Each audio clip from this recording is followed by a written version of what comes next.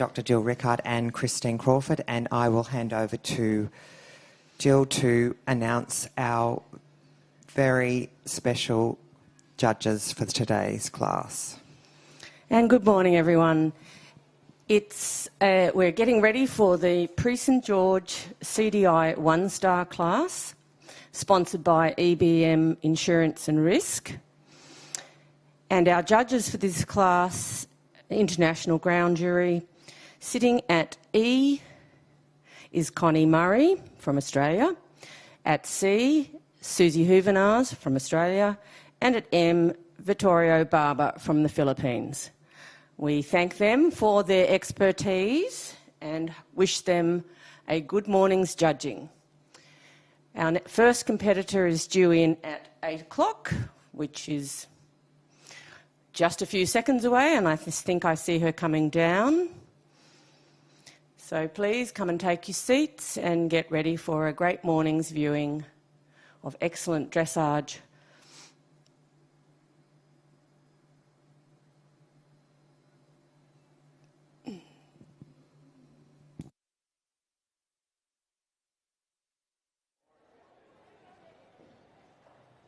And our first competitor is now circling the arena, and it's Gabrielle Tindale from New South Wales, riding Cuvelle.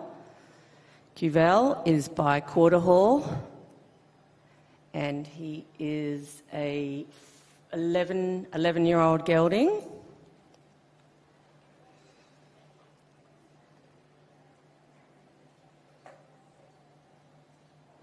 And is owned by Gabrielle Tindale.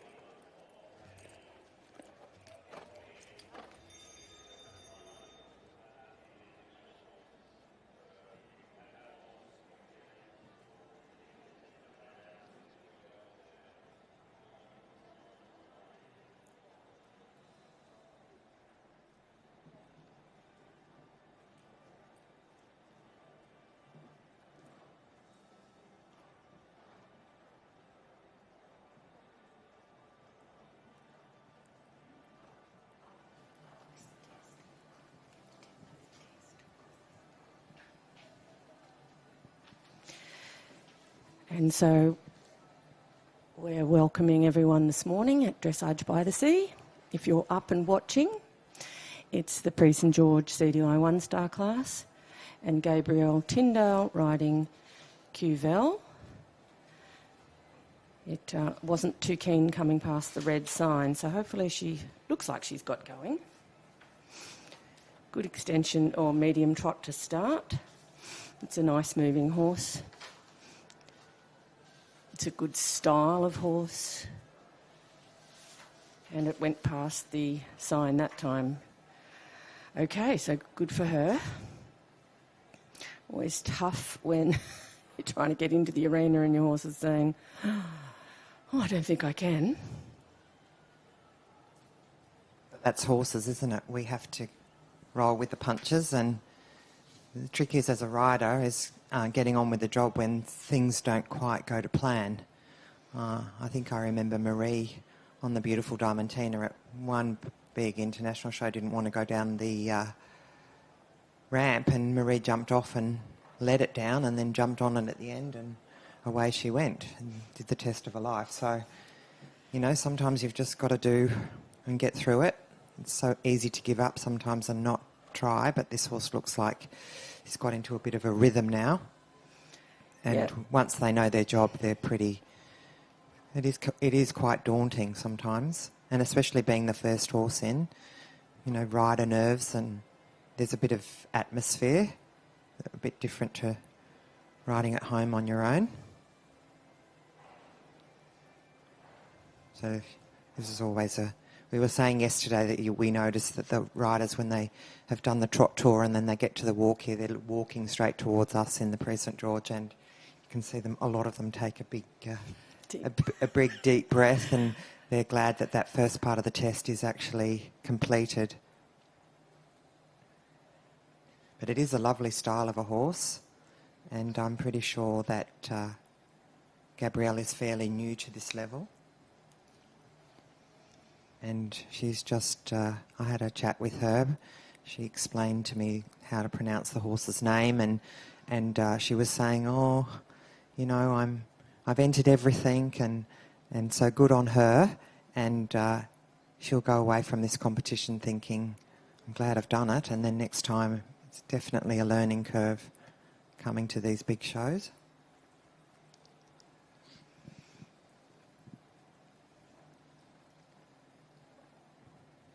Yeah, so Cuvel is taking a little bit of a hiding.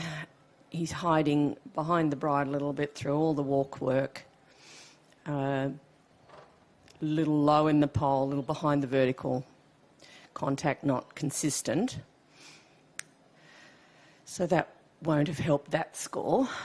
And her score's dropped a little to 64, but... She was trending on about 68 before that. Yes. And here again in the canter, just a bit low in the pole. But it is a nice moving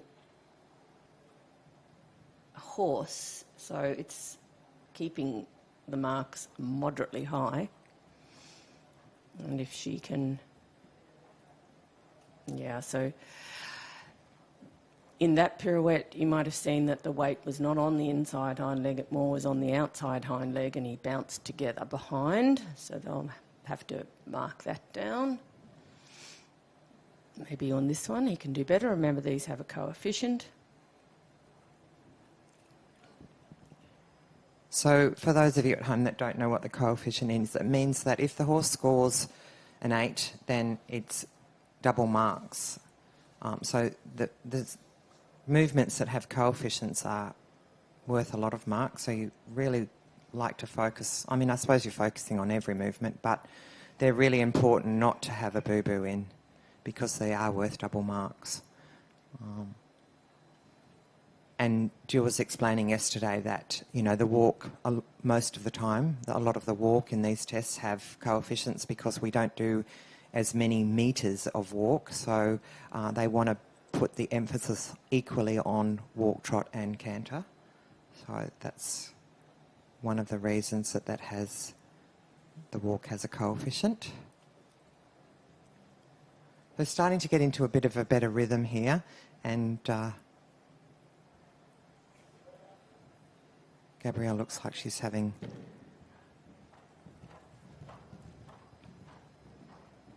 a little bit more of a go. Yeah, she's loosening up, taking a breath, and so has the horse, as is often the way by the end of the test. However, it's quite often the way that you get to this part of the test and you go, well, maybe I could just ride it again now and do it all a little bit better. Yes, wouldn't that be fun? Turn around and have another go.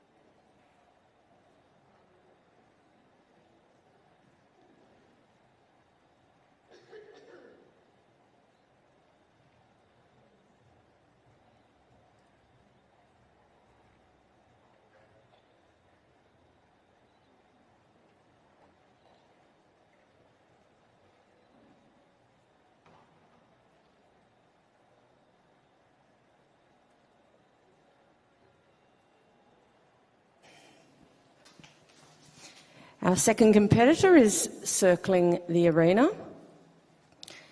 and we welcome Katina Smith from New South Wales, riding BC Chili Pepper. BC Chili Pepper is by Charmeur, a gelding, and he is 10 years old. We have a score for Gabrielle, Tindale and Cuvel of 63.284%.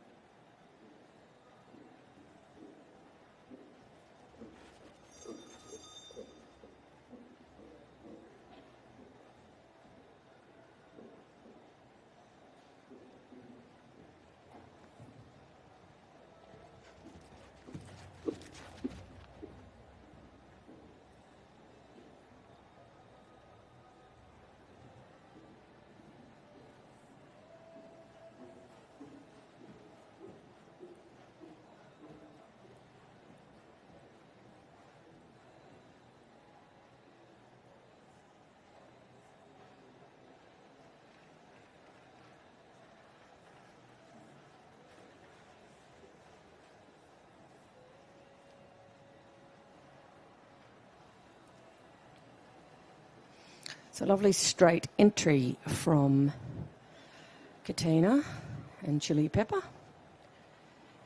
and an impressive medium trot going across the diagonal, possibly a little tight in the back.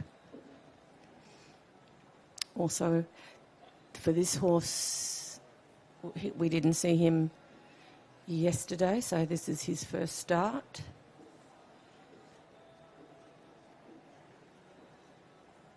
And in the shoulder in, needing a little bit more softness around the inside leg, and a steadier rhythm throughout the whole trot tour. So he's just taking a moment or two, I think, to settle into this arena and the environment.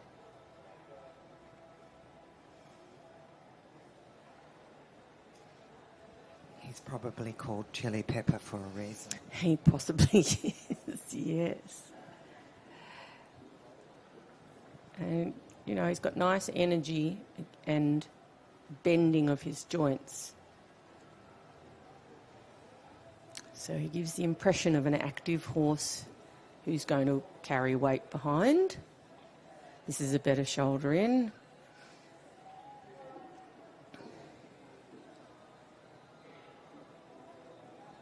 A little bit swinging out with the quarters on the half volte on the circle. I think he had a half a side eye on that judge's box. We do know there are monsters in judges' boxes, don't we?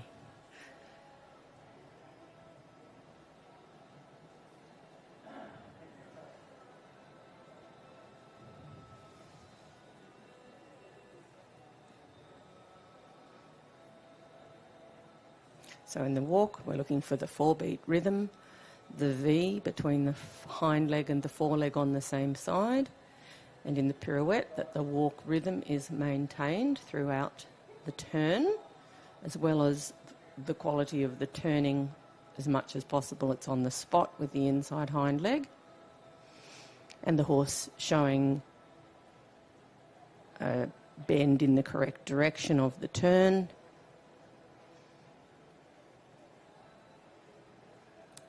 And she's scoring 6s and 6.5 for both pirouettes. Extended walk, again, looking for the overtrack. That's the hind feet stepping over the footprints of the front feet. And then that he walks through what we call through the body. So you see all the body involved in the walk, and that's what we often don't see in extended walk, because the horse is not that keen to relax as quickly as the short diagonal requires it to.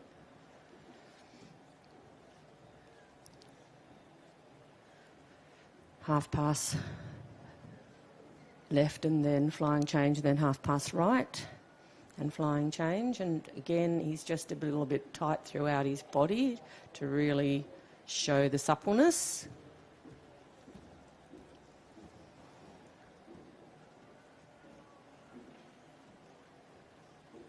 and a fairly large pirouette, half pirouette. Counter canter round to C. Change at C, so nicely on the marker. Nice clean change.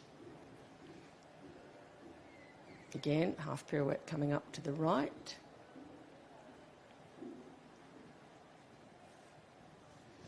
So a bit smaller than the one before, a little bit high in the neck and again, a little against the bridle. It's all just part of him being cautious and a bit tight. And here we see it in the changes. Quite hard for some horses. They do find the screen a little bit daunting. So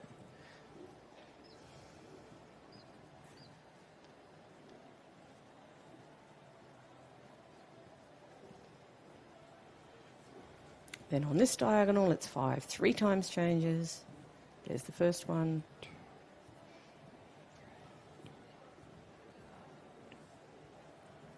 Okay, so quite nice counting, but again, a little bit too tight within himself to get a really big score.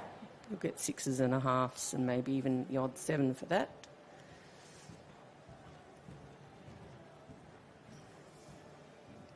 Correct. You're on the money. Anyone would think you'd watched a few dressage tests. Yeah, and possibly even judged the odd one or two. And ridden a few, maybe even. Maybe even sometime in the dim, distant past.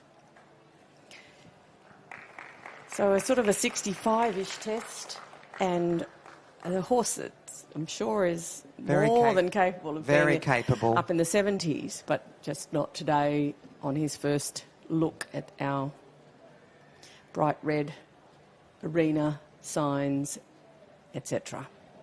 So well done, Katina, for motoring through, and we look forward to seeing her again in the intermediate one. Our next horse is on its way in.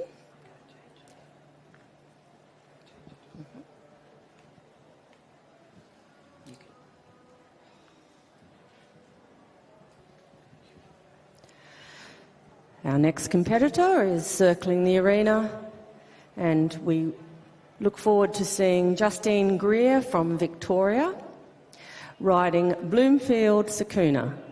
Sakuna is a gelding. He's by Szechuan.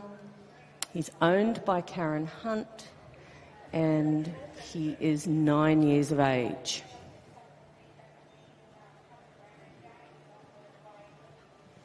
And we have a score for Katina Smith with BC Chili Pepper of 65.588, putting her currently into first position.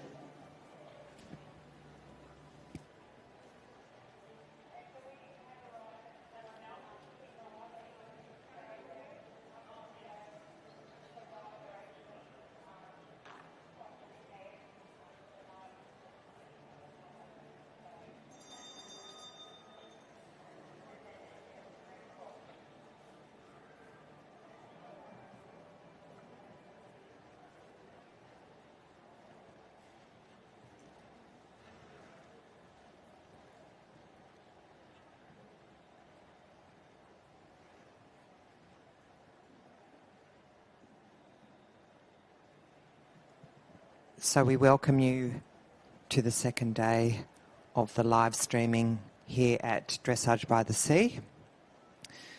Major sponsor is Foresight, and the sponsor of this class is EBM Insurance and Risk. I'm getting on a little bit of my breeding because people have sent me messages saying they love to hear about the breeding. And the next two horses are out of a very famous imported mare called Anouk.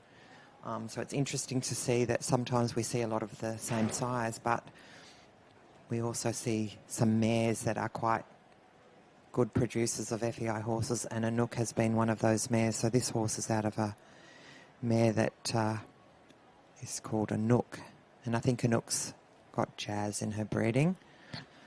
And the sire is Szechuan, which was a World Young Horse winner. A big, powerful horse. Looks quite Szechuan-y, doesn't it? It's compared to the previous horse, it's of the, bigger variety, heavier type. And again, it's his first start in here this year anyway. Also a little bit unsettled, showing that with a little bit of mouth opening in the early work.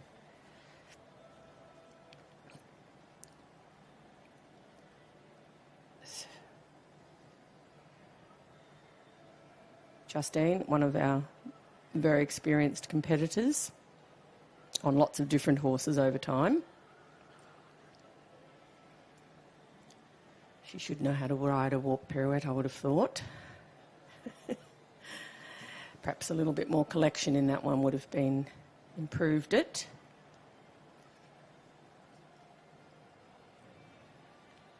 Yeah, which is what she went for in the second one. And I might be wrong, but I thought I remembered him being a stallion, and he's obviously now a gelding, but maybe I'm wrong.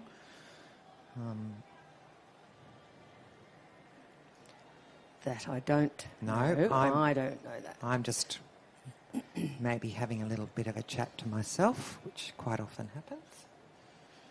Yep, so in this one, in the extended walk, looking again, so he had good overtrack, but probably he would say he didn't have enough freedom in the shoulder, so the front legs weren't taking as big a stride as they could have. Did you like that depart to canter? I did like it. I liked that canter. depart. It was crisp, straight. Direct. Yeah, so I hope they liked it. Oh, they managed 7 all round. And here a bit more bend into the right would help this half pass, but it's got a good way of travelling forwards and sidewards.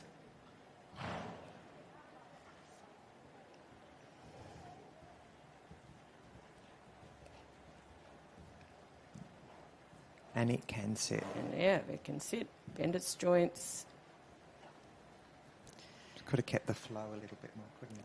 Yeah, the last stride, it said, oh, I might have to do a little climb out of that.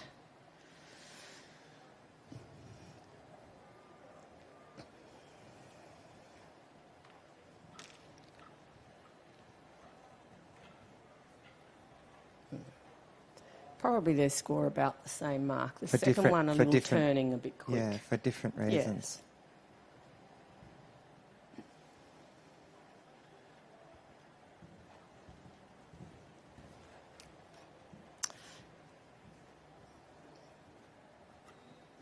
So some disturbances in the changes, not the changes themselves, but in the carriage of the horse. The straightness of the body in the moving of the neck.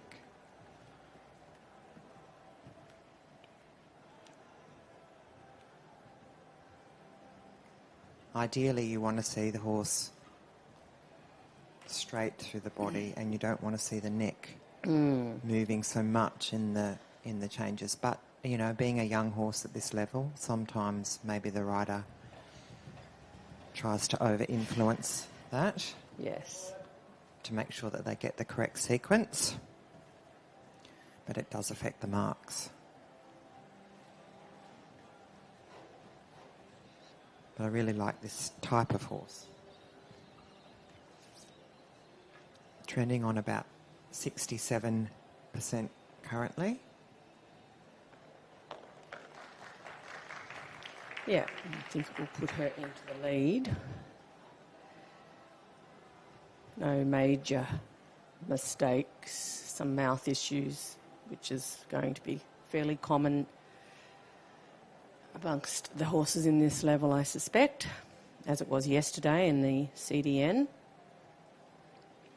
And by mouth, it's not always about the mouth. Sometimes it's just in general about the acceptance of the contact, the outline, the roundness of the frame.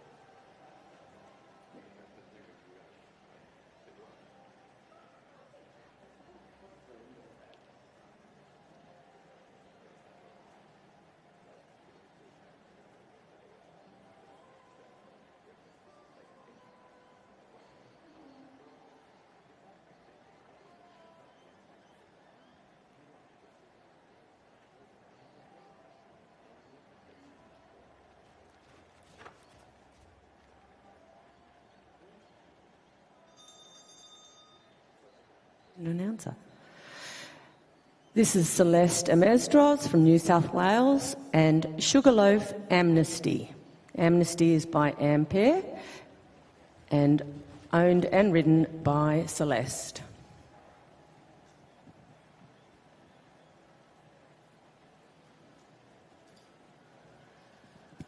So this horse is out of the same dam as their previous horse, Anouk. Obviously a completely different type, a little bit lighter framed, and by Ampere, so it's probably taken on a little bit more the Ampere. Yes, the light, smaller type that we saw yesterday with the Amperes. Quite a few of them we saw yesterday, so interesting to see that. I suppose breeding is a bit like fashion, and one stallion becomes popular and then you see quite a lot of them. Yeah, so 3 years difference, this one being the older one of the two.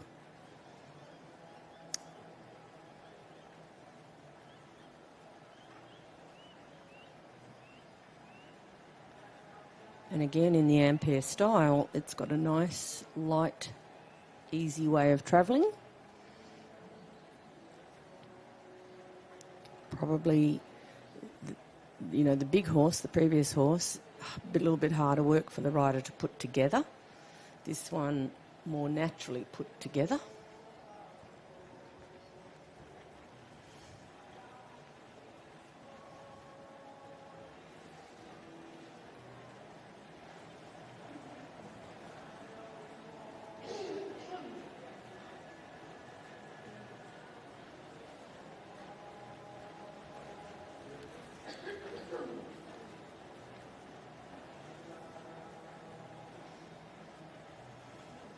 Sort of almost got that natural tempo built in, doesn't it? It's sort of... Yes, it travels over the ground and she isn't disturbing the rhythm. And we always say, what else could you do to have it better? Well, in all that movement, I'd say, again, a bit more supple through the body, both over the back and... So the word that comes to mind for me when I look at it is I just like it a little bit more elastic. So it's got good tempo, but there's just that little hint of it being a little bit cautious, a little bit holding itself. So if it just was a little bit more elastic through the whole body, then you might get a little bit more suppleness because of that. Yes. But doing a great job. We're talking about, for a better mark, she's doing a good job, and we're talking about, maybe to get into the 70s.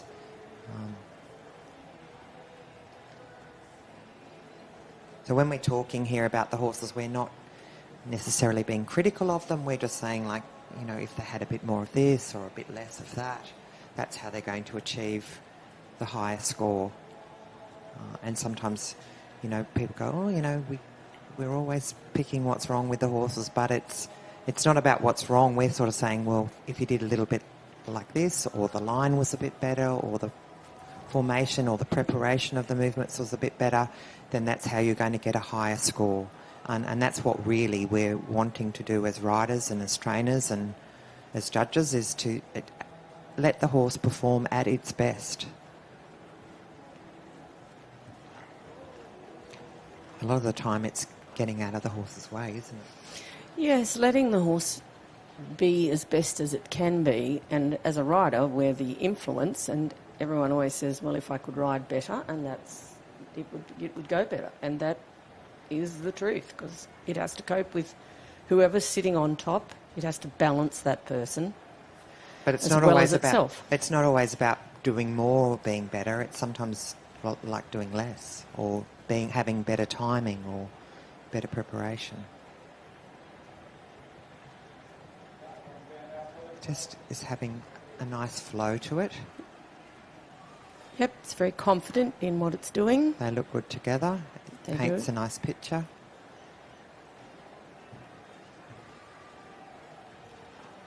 Nice control in that pirouette.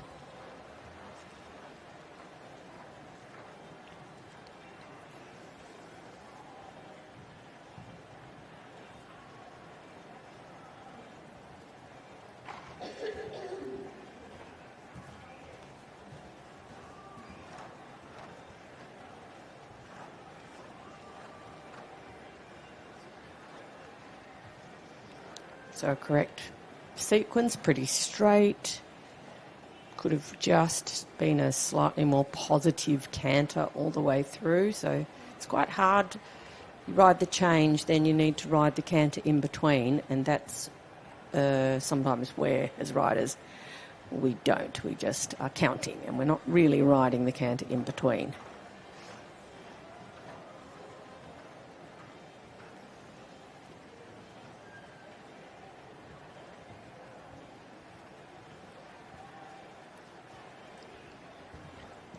So the two Anouk progeny are going to be close together, I think, in their ultimate score.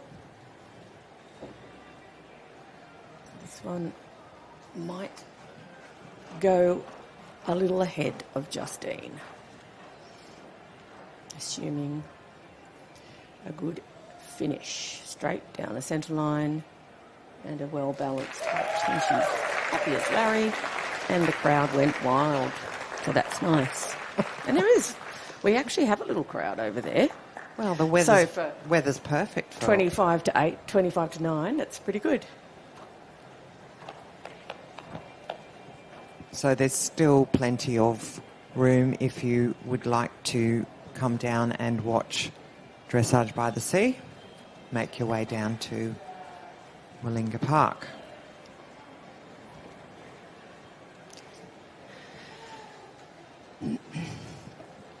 Our next competitor in the Prix St-Georges CDI 1-star, sponsored by EBM Insurance and Risk, is Sally Rizzuto from New South Wales, riding Quarterland. Quarterland is by quarterback, a gelding, 11 years old, and he's owned by Vicky Newham and ridden and trained by Sally.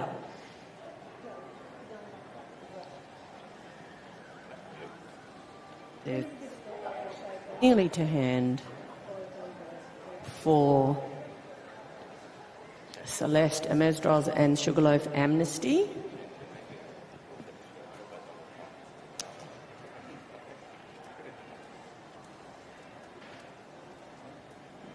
And we have that score, and we've got a new leader in the competition. Celeste, Amezdroz and Sugarloaf Amnesty have scored 67.206%.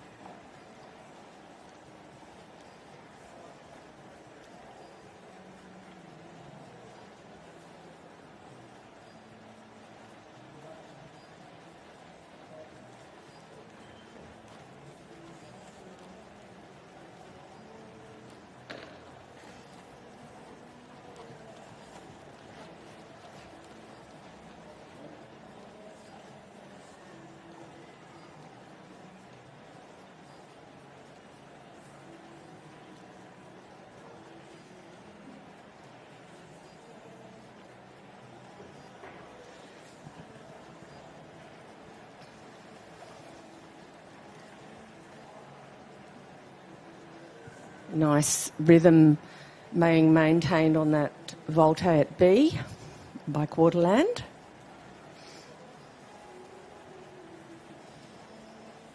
He's a tall horse as well. And Sally's a tall girl, woman. Very elegant together. And that extended a little bit quick without enough hind leg activity.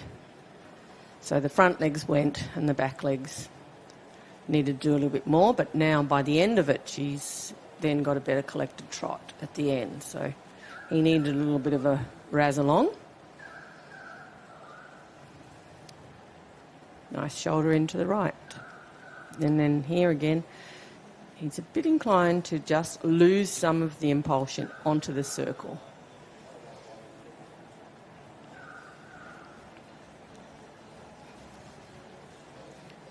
Good positioning in the half pass, with the shoulders leading the half pass, as they should. And it's quite a long, that half pass is quite a long half pass in Prix St-Georges, in trot. The half passes in trot do have the coefficient on them, so they're very much worth getting right.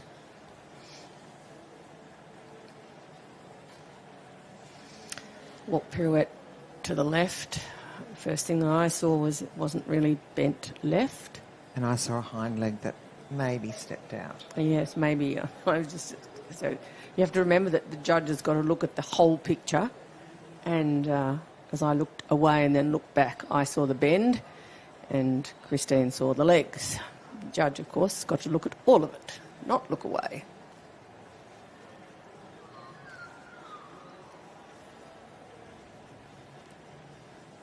And good over track. Yep, and nice in the front. Nice out in the neck, out in the nose. And you can see that suppleness and rippling through the whole body.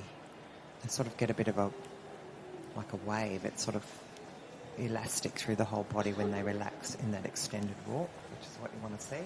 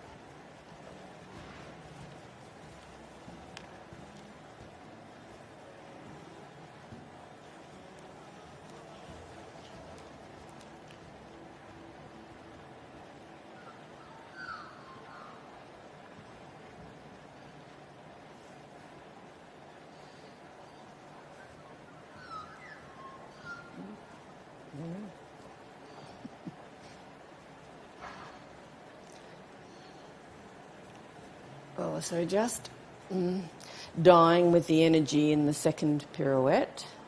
First pirouette she maintained well, but I thought it could have sat a little bit more. Second pirouette, yeah, losing some energy.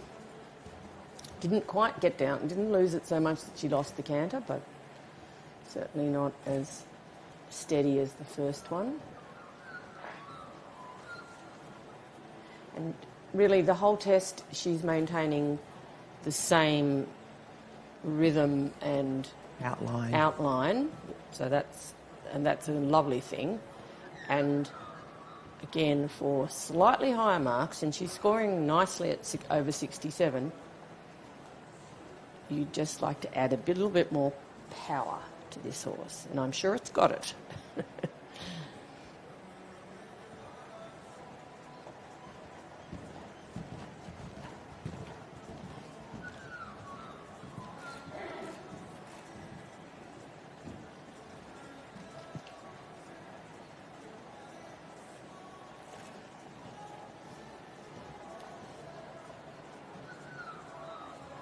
But I think, again, we'll have the new leader. Standing on about 67.4 before the final marks are put together.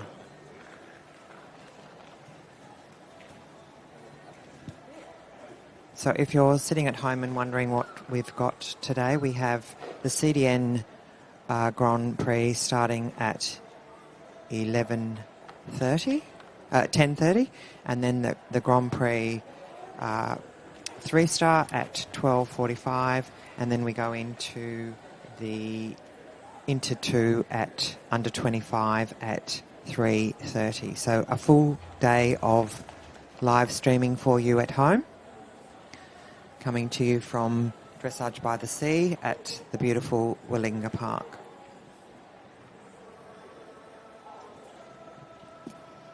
Our next competitor in the Prix St-Georges CDI 1-star class is Amanda McPherson from New South Wales, riding Frieden Star. Frieden Star is by feeder Tance, a gelding, aged 9 years of age, and owned by Amanda. And we have a new leader in the class. Sally Rizzuto and Quarterland have scored 67.549%, just ahead of Celeste Amezdroz on Sugarloaf Amnesty on 67.206.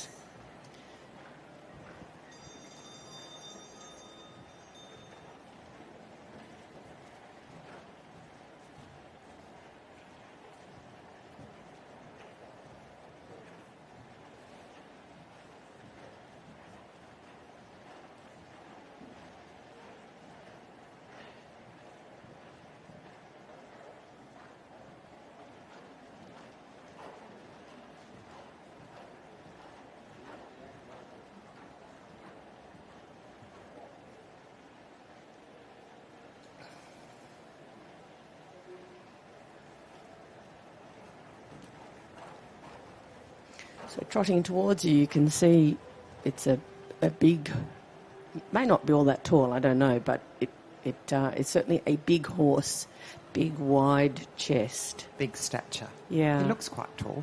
Yeah.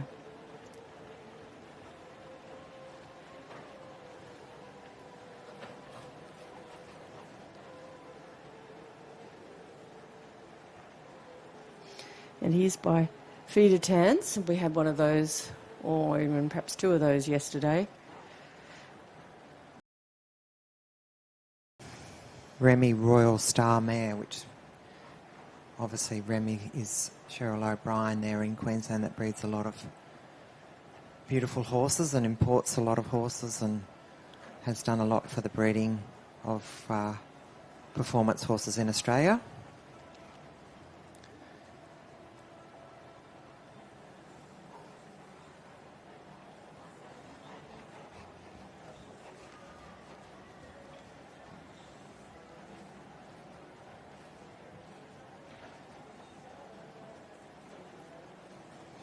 Covering the ground well in the extended trot.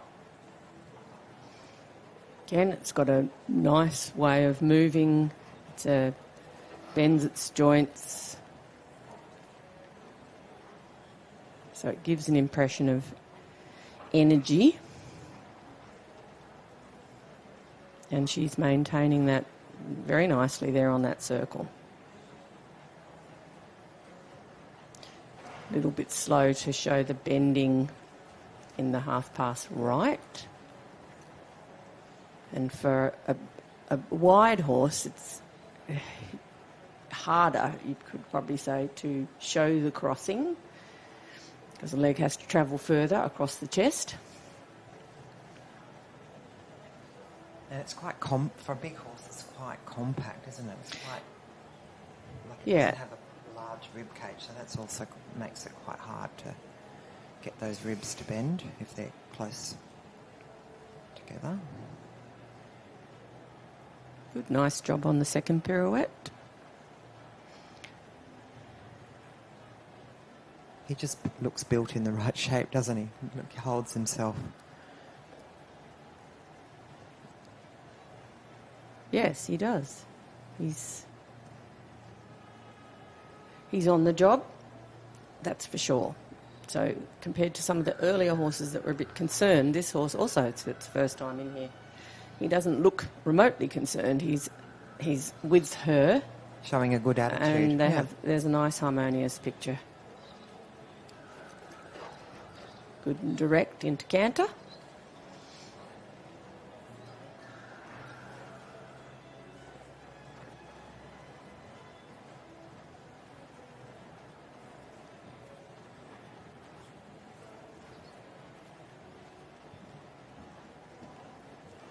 So not as fluent across as some other horses.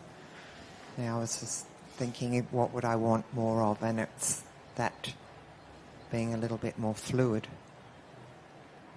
It just sort of does tend to rock a little bit up and down in the canter rather than have a round canter that covers over the ground. But all the horses have their own interpretation of the paces, but it's our job as the rider to bring out the best in them.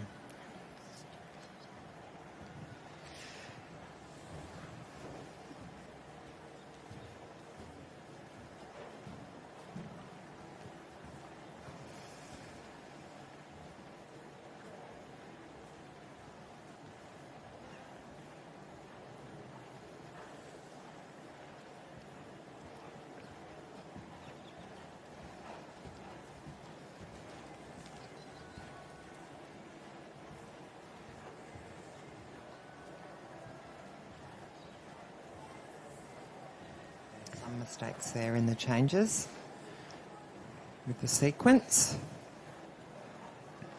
Yeah, disappointing for Amanda.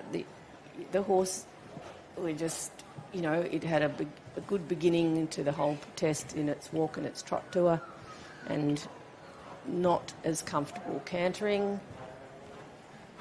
Little against the bridle, not as forward to the aids, so little issues creeping in. So that's something she gets to go home and work on, is a bit more work in and on and around the canter transitions.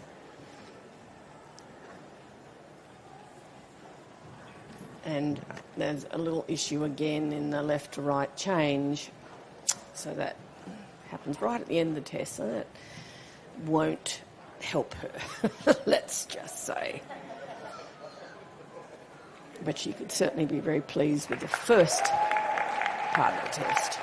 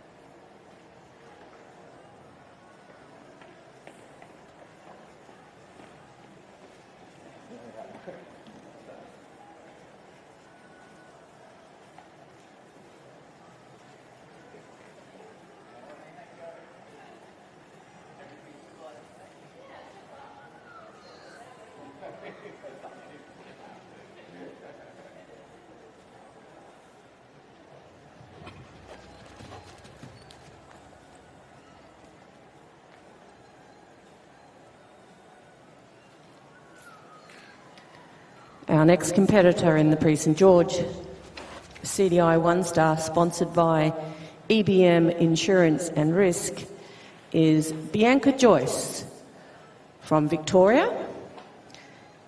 Bianca is riding Desire SP, a gelding, 12 years old, by Desperados. It's owned by Bianca. And she is looking ready to go. There'll be a short break after Bianca.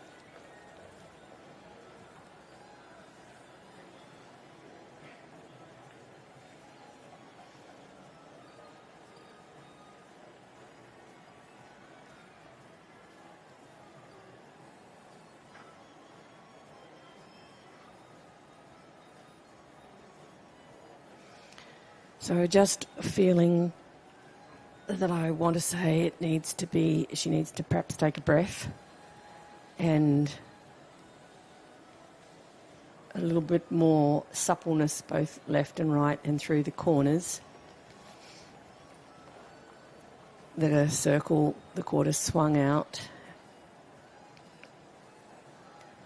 But again, first time in the arena, this arena. And she, as a rider, she looks like she's working quite hard.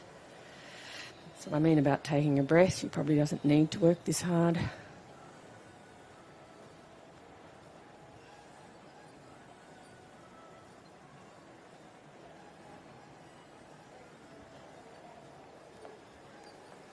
There, quite nice positioning to the right, but losing some regularity within the trot. She can take a breath now. She's in the walk. Yeah, she's in the walk, so let's hope for her. But it's not a rest, is it?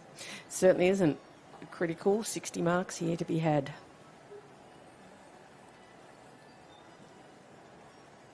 Good, nicely on the spot. Kept the walk. It's a little bit mouthy.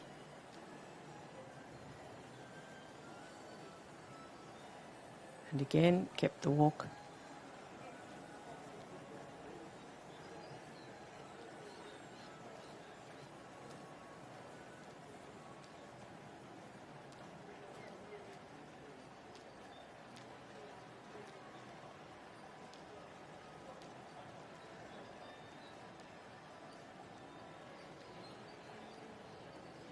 Prepared to relax, and it's over tracking, so they'll reward the walk work.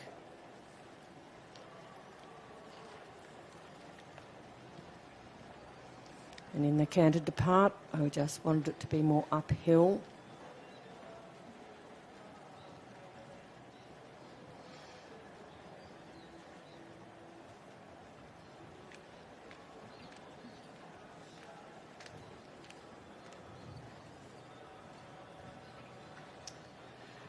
And this change at M, looked late behind.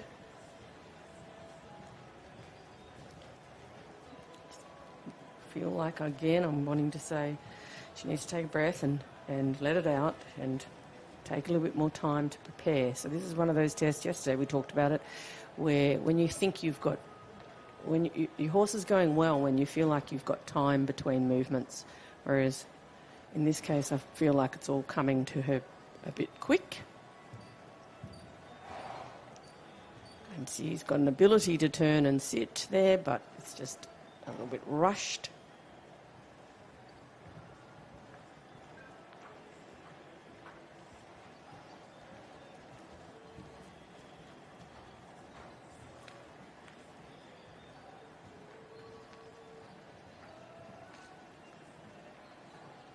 Good in the counting. Yeah, nice counting. And nicely placed.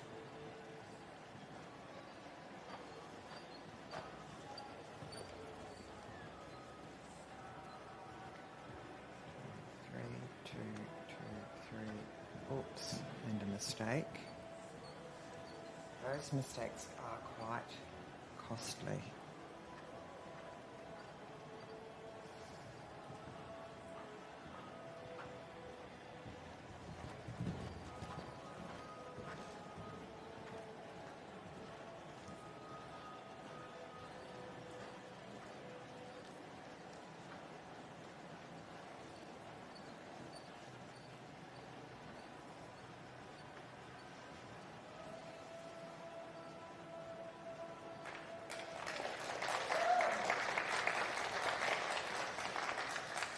So we'd like to thank our sponsors, Foresight, the sponsors of the whole competition here at Dressage by the Sea.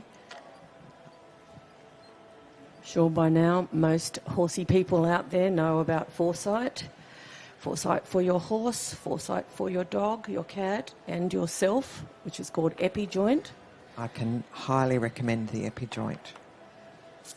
Yes. It really does make a difference It for does. people. Yep, and you have to buy Epi-Joint at Chemist Warehouse. We don't have to. I think you can buy it on...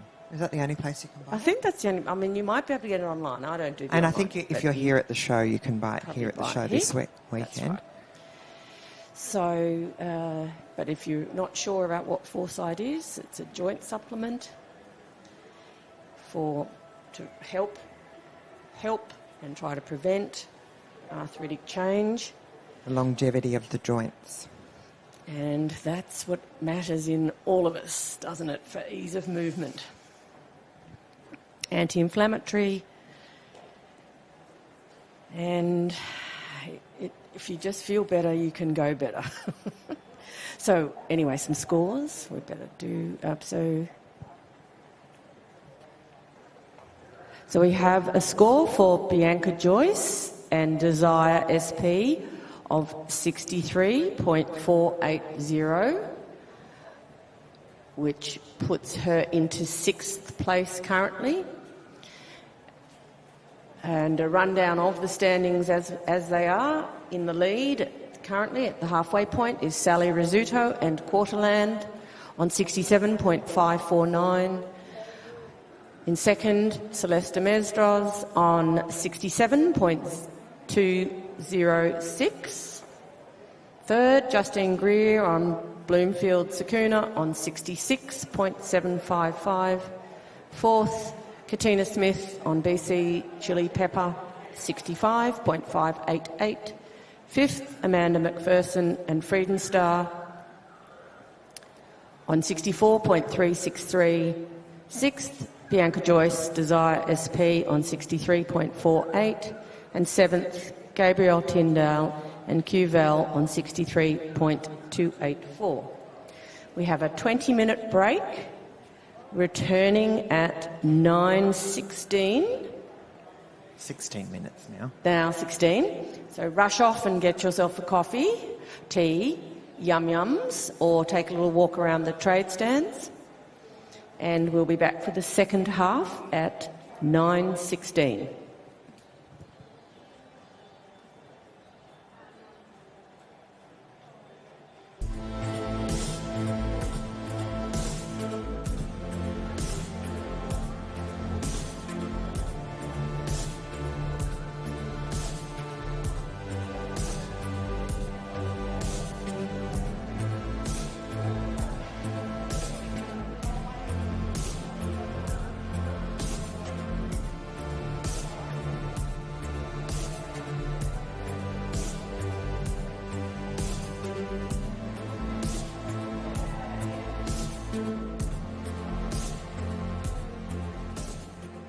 Foresight doesn't discriminate in terms of joint health. So whether you want to prevent it or whether you want to treat it, Foresight will do that for you. We want as many animals around the world to benefit from this exceptional product.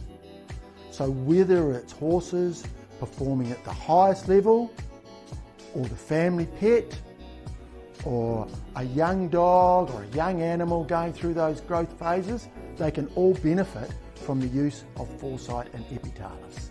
So in the Epitalis study, we found a significant lowering of PG2 in the synovial fluid, marked radiographic changes, as well as a significant reduction in white cell counts. Using the scientific term, it's a disease-modifying osteoarthritic drug. We'd never seen it in any other study that it was that dramatic. To learn more and find products, visit foresight.global.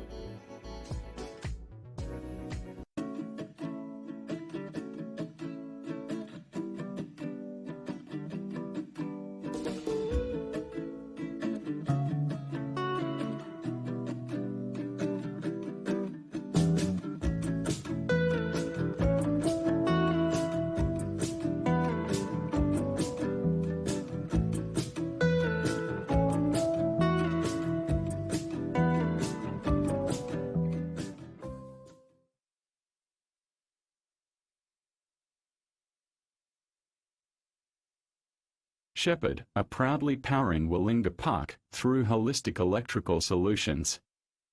Our experienced team are here to assist with all facets of your electrical needs and can design, build, commission and maintain your electrical assets. From low voltage, high voltage, critical supplies and even off-grid installations, we ensure that when you need reliable power, you can rely on Shepherd's. Let's get connected.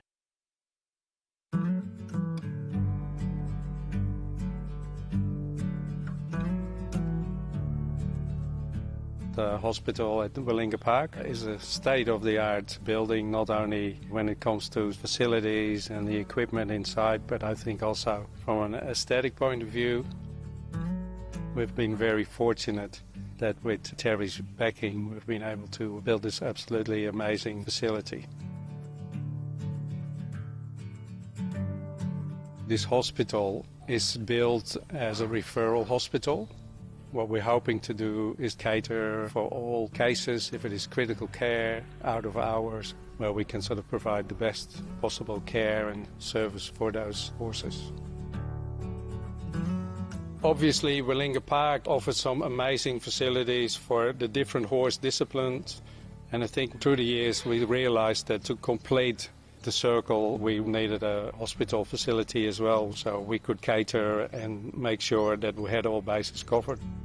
I think we're in a part of the world where there is a need for a referral hospital.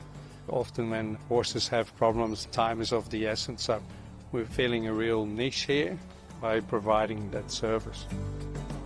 We have got a number of clients coming as far as the north of Rockhampton or from the south of Victoria, so it's a very varied group of clients that will be able to offer that service. One of the things we're very excited about is the arrival of our MRI machine. It's not a standing MRI machine, which a number of places in Australia already have. But this is a G-scan, which is a very large and advanced MRI system, which will allow us to do some very extensive imaging, not only from the foot and the lower limbs, but also including the stifle in the hind limbs, including the elbow in the forelimb. And it will also allow us to take imaging of the head and the neck. Another thing we're super excited about is our IVF lab. In the last few years, we've spent a lot of time perfecting our ability to be able to produce embryos in the lab. We're now at a stage where we can do this commercially with a lot of confidence. We can not only harvest the eggs, but we've got the lab at Willinga where we can then mature the eggs to a stage where we can inject them with a single stallion sperm and then put them in the incubators and grow them out to viable embryos. We can do a direct transfer, or we can also freeze them, and we've spent a lot of time perfecting all those different steps. It's a very complex thing to iron out, but feel very confident now that we can offer this to any horse breeder in Australia. Now the hospital is sort of nearing completion. I think we feel we're in a very good position to provide equine excellence to all horse breeders and all horses.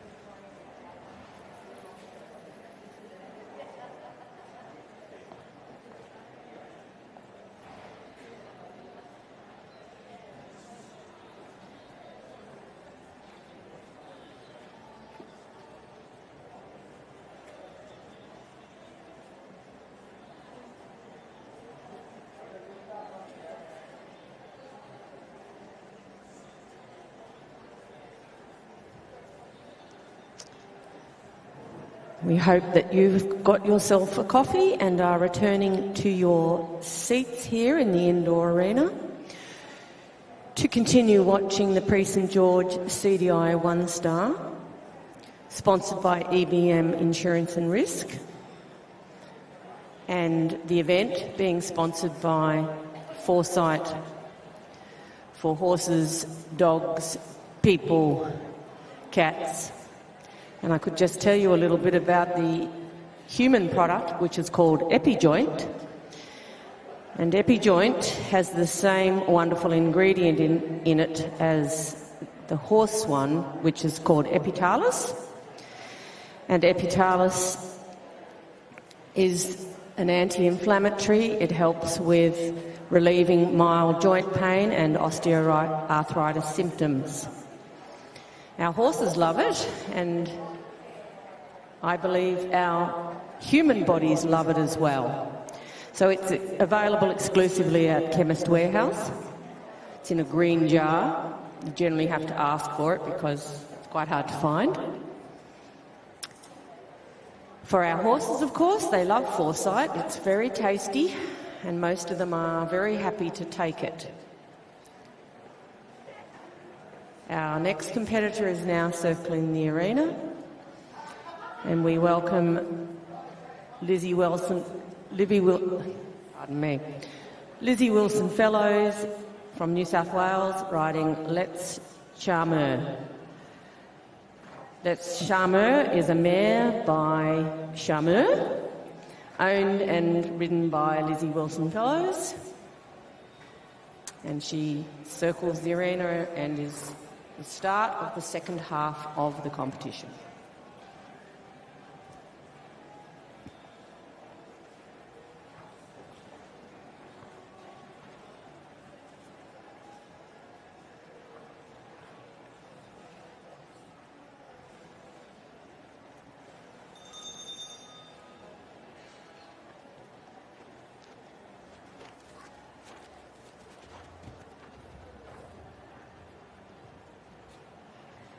We welcome you back if you're tuning in at home. And if you are just tuning in, you are tuning in to Dressage by the Sea 2025. You're watching the Prix St-Georges CDI 1-star event.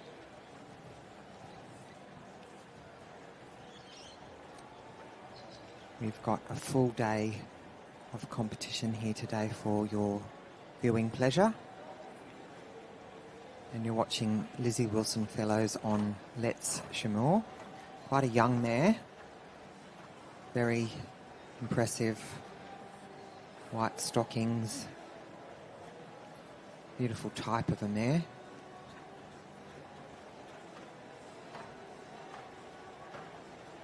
So this is the medium trot. The first diagonal in the Prix St-Georges is a medium trot, which is somewhere between collected and extended, or between working and extended, so of moderate extension. Into shoulder in. This is an 8-metre circle, or an 8-metre volte, as they like to write it on the test paper. And just some rhythm disturbances through those left movements. This then is the extended trot. So we're looking, you're looking for a difference between the previous medium and the extended. And it should be of maximum ground cover. And I think Lizzy was a bit conservative in that. Horse not quite steady and consistent in the contact.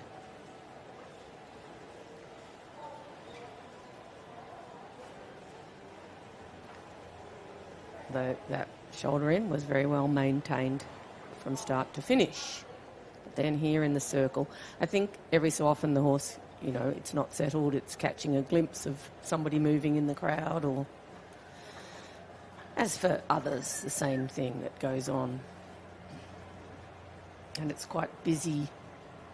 You can't Or you can catch a glimpse there of the seating and the horses in and the a horses warm-up above arena them. above. Yeah, so that can sometimes just take away the focus of the horse.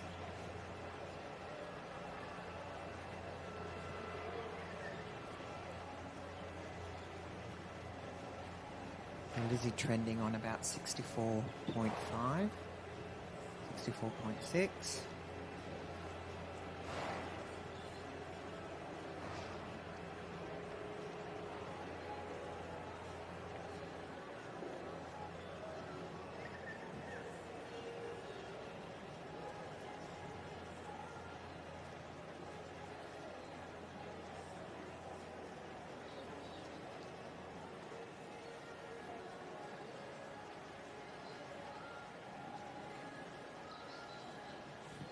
Lizzy coming from New South Wales.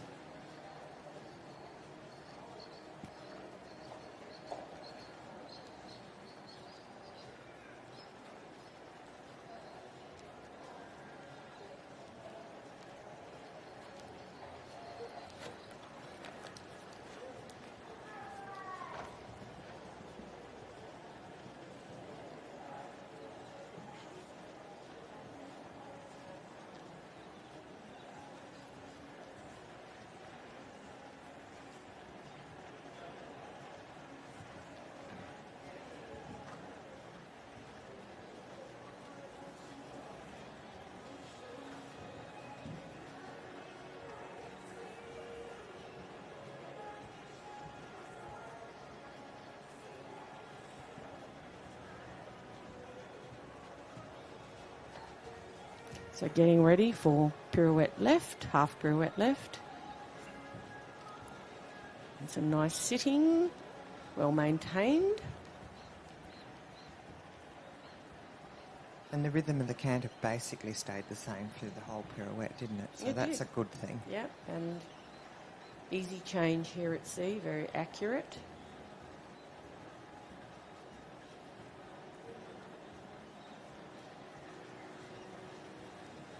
That one not quite so steady throughout.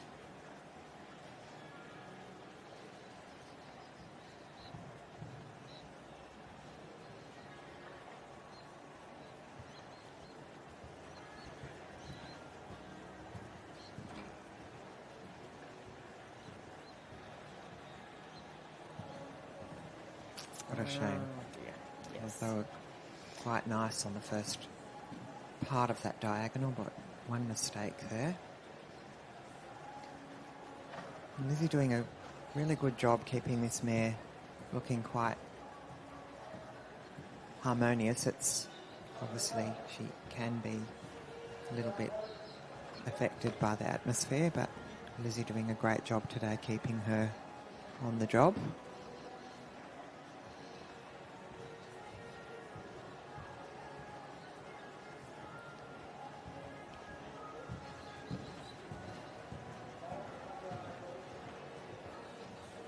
Trending on about 64.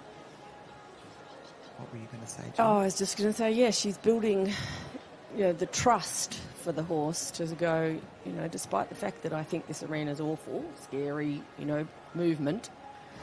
My rider's saying, it's okay, just do your job. And she's doing it in a good way. And whilst there were mistakes, the general confidence of the horse, I think, got better. Yes. So good for the next time she's in here, and ultimately for the horse as a competitor. That's as what it you goes towards Grand Prix. So it looks like she'll get 64.8-ish or thereabouts. And we generally have the competition running with the top score just over 67. There's a couple of those.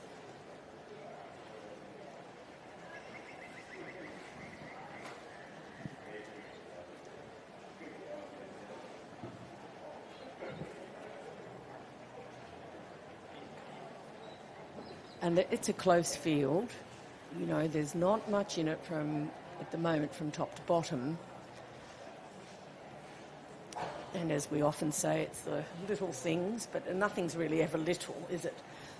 If you make a mistake in a change, it's costly. If you don't bend through the corners, that will seemingly not be costly, and yet it doesn't allow you a chance to prepare. So all the things that go to make up a good dressage test Are costly. are costly. Or not costly.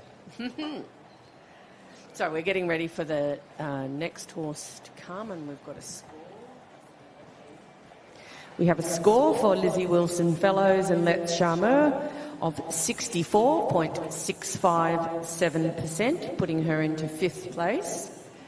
A reminder that in 1st place, the score to beat is Sally Rizzuto on Quarterland on 67.549. Next competitor is Alysia Curry from New South Wales, riding Ferrero Chocolate Box. Ferrero Chocolate Box is by Ferrero Rocher and owned by Sheridan Ashwood.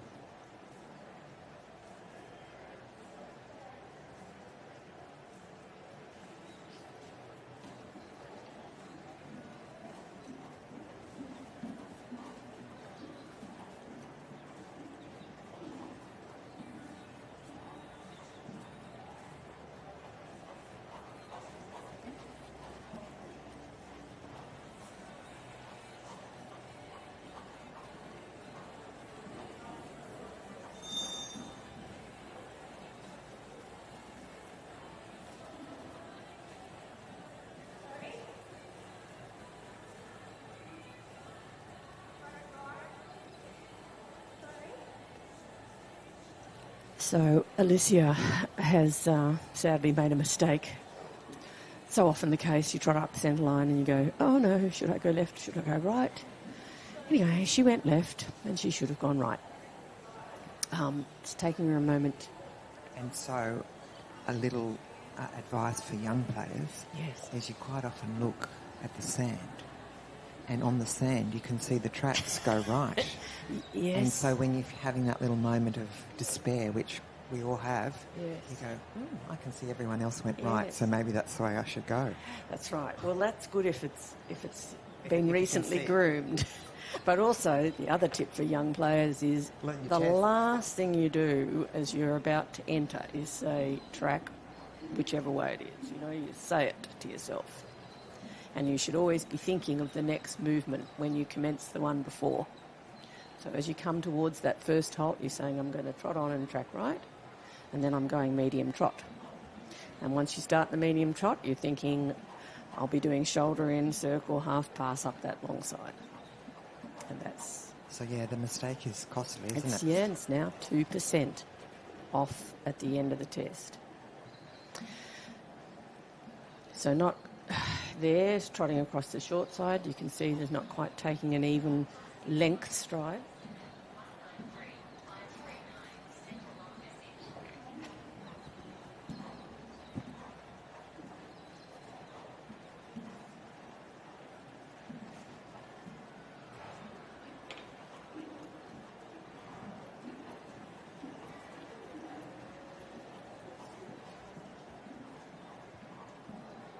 Almost as much as you.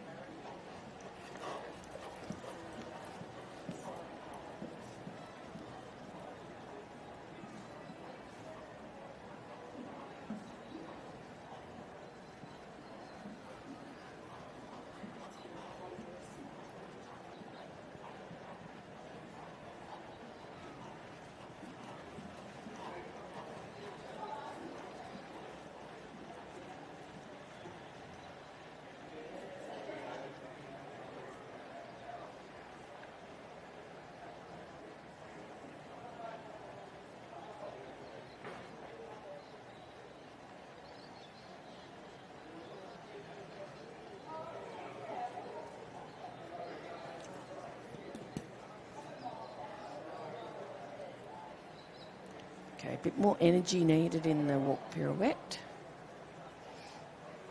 So active, collected walk is active and marching. So you imagine Looks a bit... It marching. actually went in slow motion. Yes, so marching is what we're after. That's a better march right now.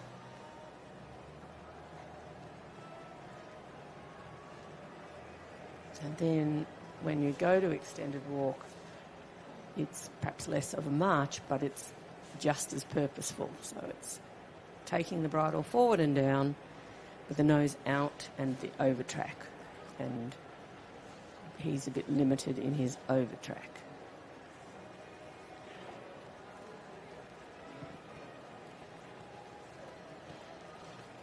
Then we go direct into canter, and ideally we go straight. So you might have seen the quarters in there.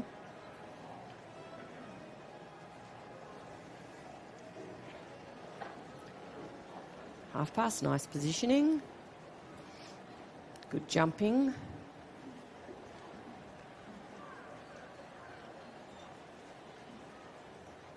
Making both of those look pretty easy. And ease of movement is one of the desires, and at the end of the test when they judge the general impression, ease of movement, harmony. Oh, yep, she's made a second mistake, so that's it for her. 2 mistakes and you're gone. She's not realising that she's gone.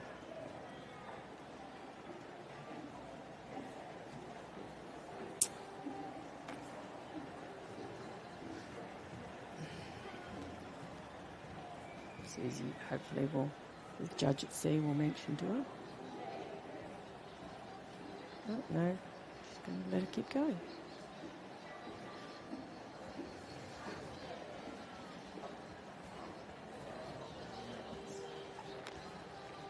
Oh, do you know?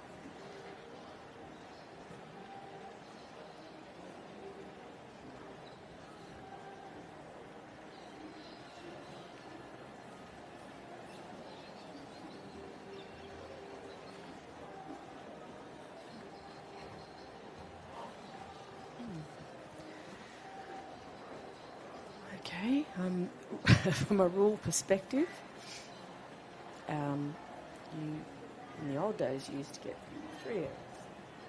But these days it's 1 error, of course, which is 2%, and then you're eliminated on the second one. So I'm not sure if they're going to keep judging. They might just let her run through the test to finish, which is a nice thing to do, and there's no harm in doing it. Looks like the judging has stopped.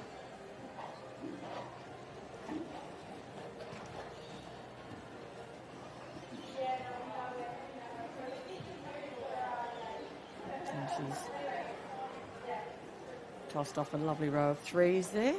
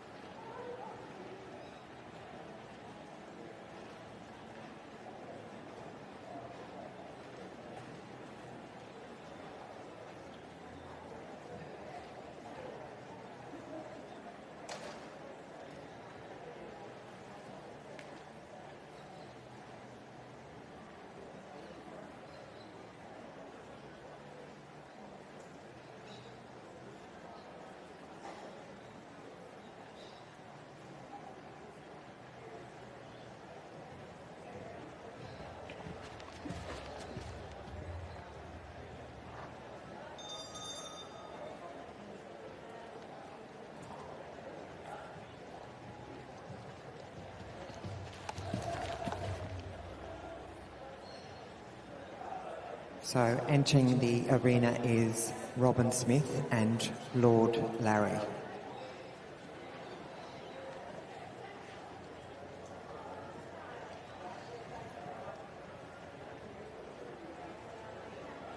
Robin Smith hails from Scone and runs a very successful training stables, a very good supporter of the sport.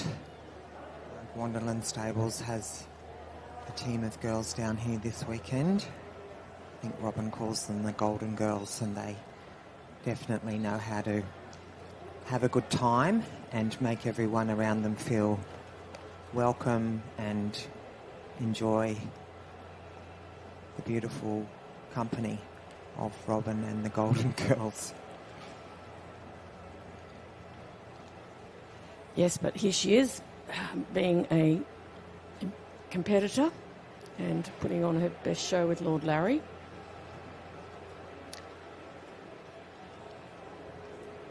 Larry looking pretty settled in the arena.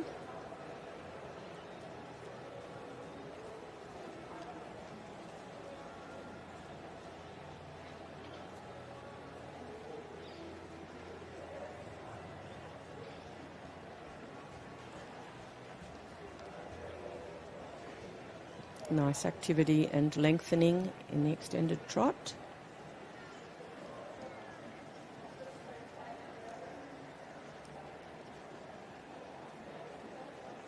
So Robin trending at the moment on about 66.1%, so that's a great start.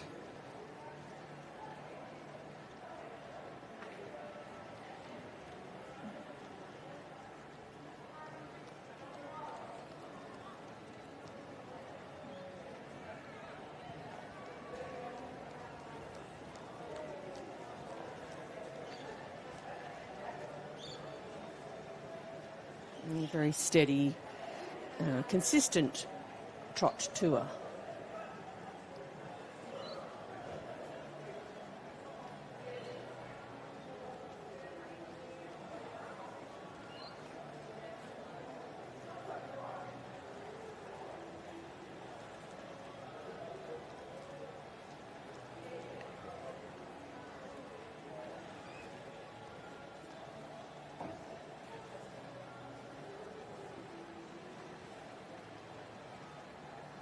Both more pirouettes, quite well centred and maintained.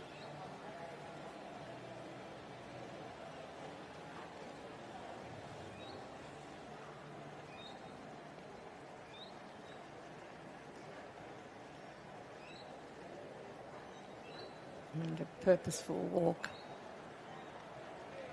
extended walk. So she's making it quite easy for the judges To give him up. to give her marks. She's not making them go, "Ooh, should I?"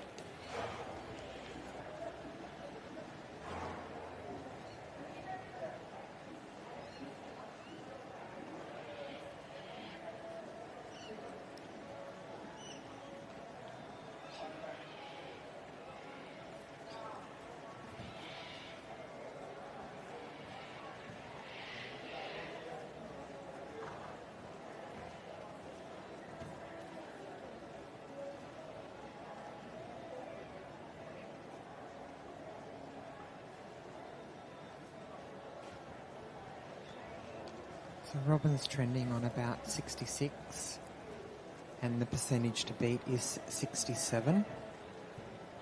So she's well on the way to give that a nudge.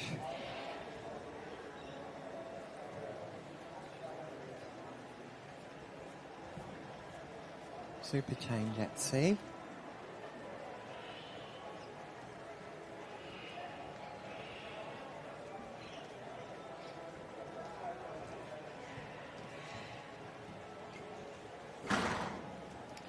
Second pirouette came off very well. First one, we had some contact discussion going on leading into the pirouette, which brought the score down a little bit. And another little a moment of, again, hitting the bridle and not enjoying his flying changes through that row of fours. And really, Larry, I'm not sure that it was required.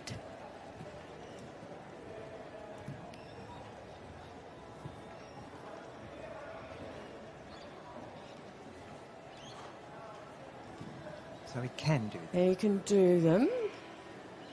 Cheeky monkey.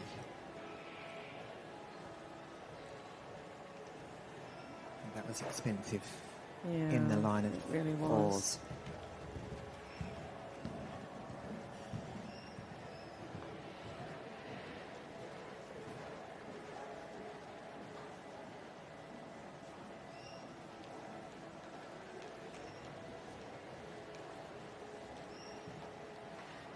Yes, a little costly, a little costly.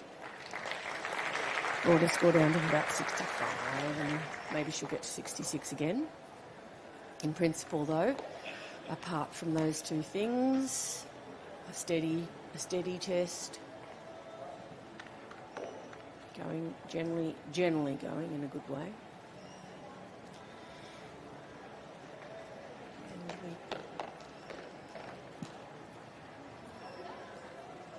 We've got just 4.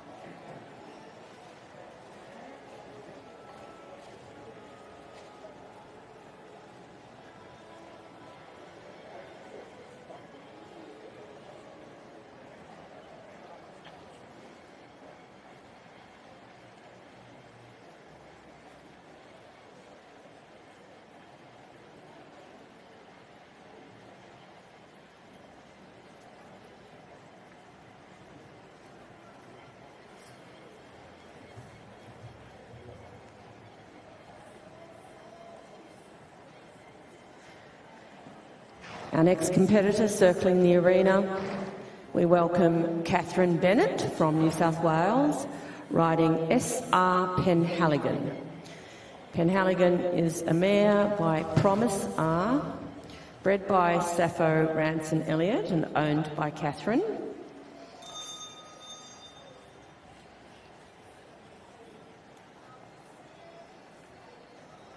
And a score for Robin Smith and Lord Larry of 65.686% and 4th position.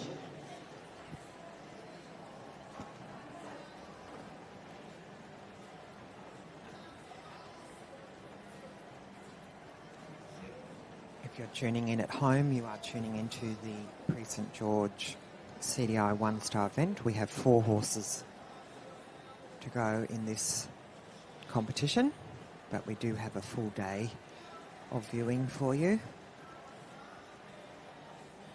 This class is sponsored by EBM Insurance and Risk.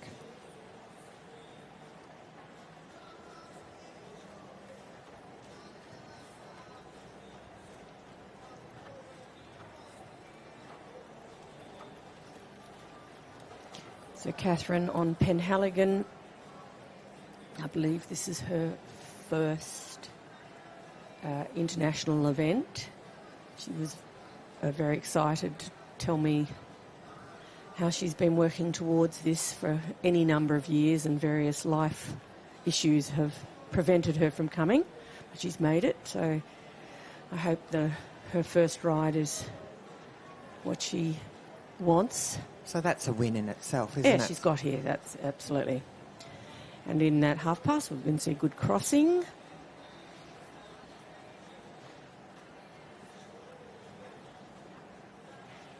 Extended trot. The horse was previously, I believe, trained by Sappho Ranson Elliott.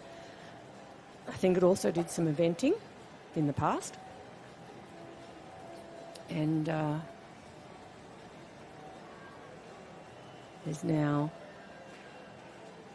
the ride of her lifetime, as she says. So in that extended trot, of course, we saw some issues maintaining the trot rhythm that of course, we always talk about regularity, and there we go. If you lose the regularity or the pace, the mark goes right down. And there is a transition mark, and it was still occurring through the transition, so very costly, two movements there.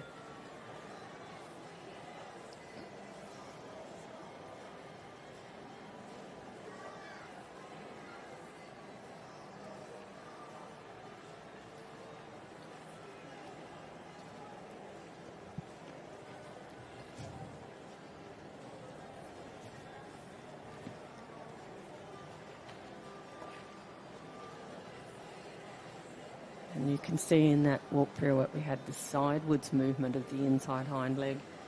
Remember, it should describe a circle more or less on the spot, but not sidewards.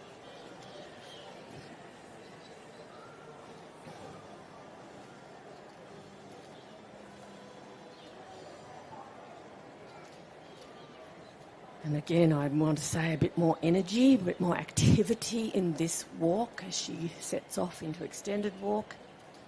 She's become a little cautious, or perhaps she's taking a breath as well.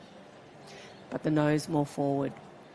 The horse has the ability to do a good walk. You can see that as it overtracks, but it's needing to walk more through its body.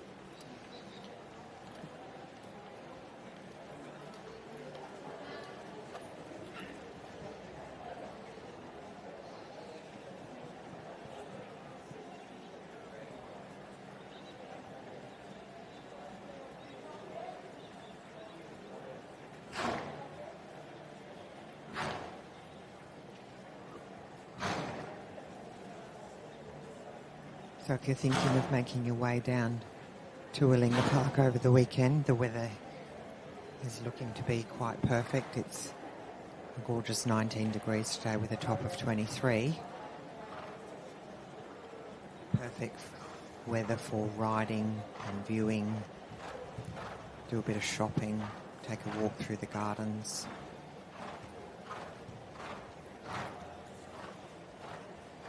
Come on down and see us.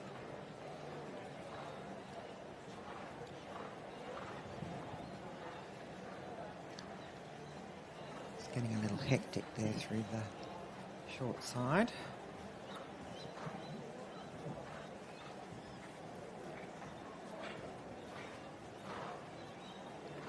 Yeah, I think Penhal might feel that she could help the rider by anticipating a few things.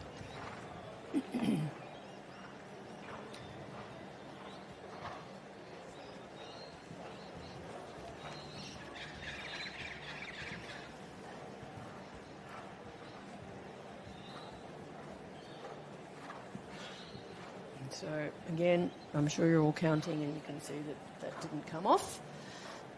And the line got lost as well. So probably quite a steep, what we call a steep learning curve for Katherine. She's going to manfully keep on asking the questions, and that's the way to go, is just to ride through it all. And tomorrow she will have learnt so much from today's experience.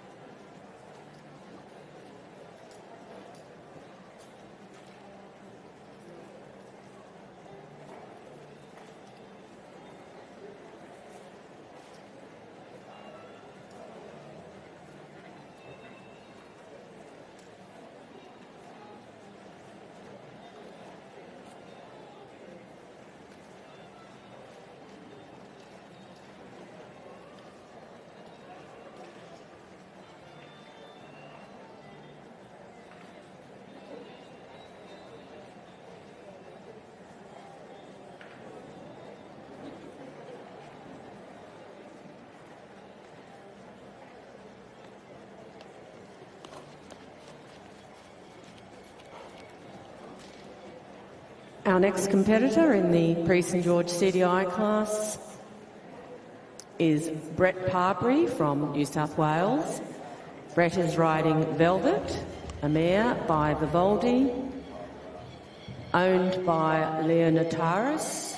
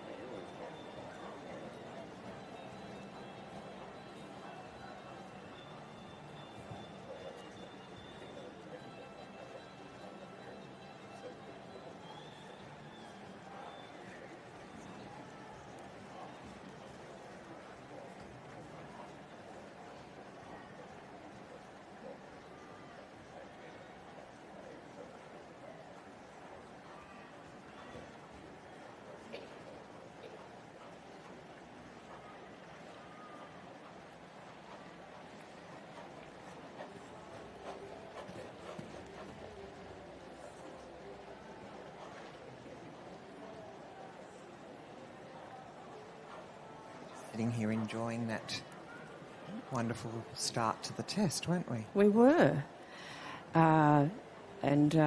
Just also, funnily enough, commenting that Jake, Brett's son, is riding in the junior class in another arena right now. So he'll have to be coping without Brett. One of them's coping without Melinda, I'm guessing. That's probably Brett. It's probably Brett. Experienced competitor and doing a nice job on Velvet, which has previously been ridden by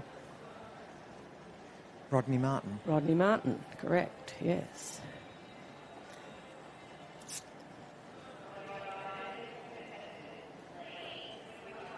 But painting a great picture there, going across the short side. Yeah, lovely frame, lovely soft athletic trot.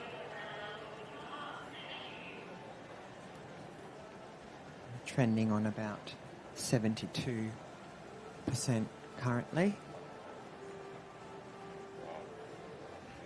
We like the ones that start with 7 at the beginning, don't we, the scores? We do.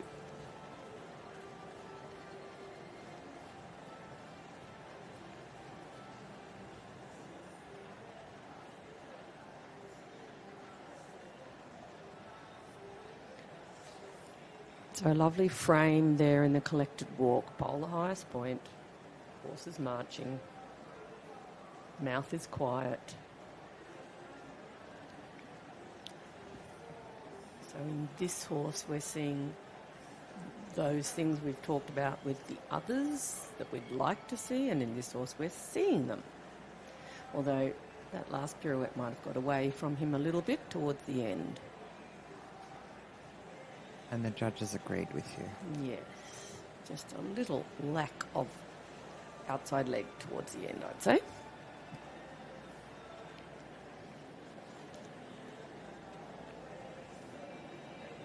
Nice overtrack.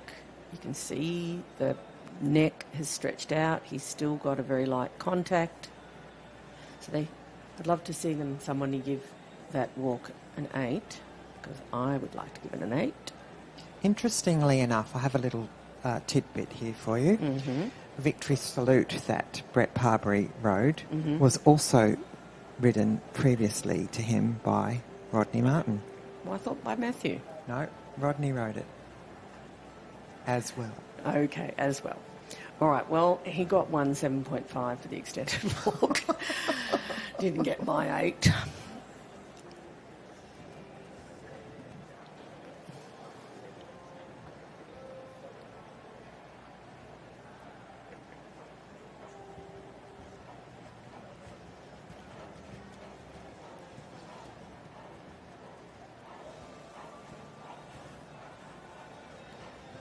A little bit offline at the beginning. It's between H and X, and he was more heading towards the three-quarter line.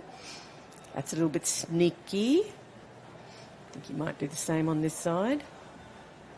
Yes, indeed.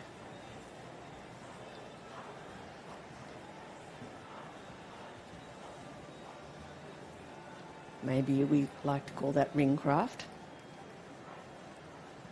But the judges aren't completely silly. Or convinced. Or convinced, exactly.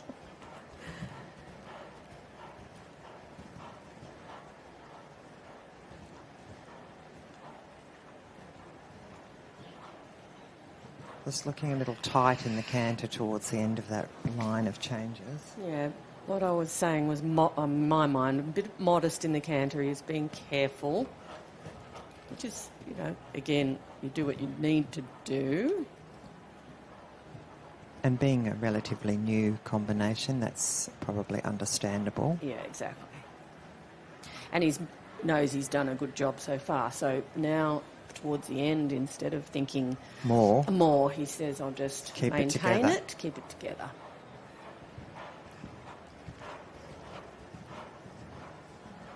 It's got a good hind leg in the canter. It does, yeah.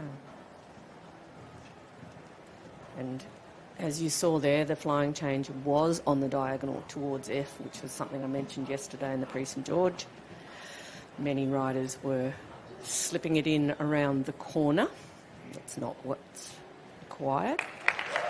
So well done. That certainly put him well out in front. And the crowd has agreed. And the crowd has agreed. That actually, the camera went that way. There's a big crowd now. So, Angus, are you keeping track of Jake's score? So, the child prodigy is also doing well in the other arena.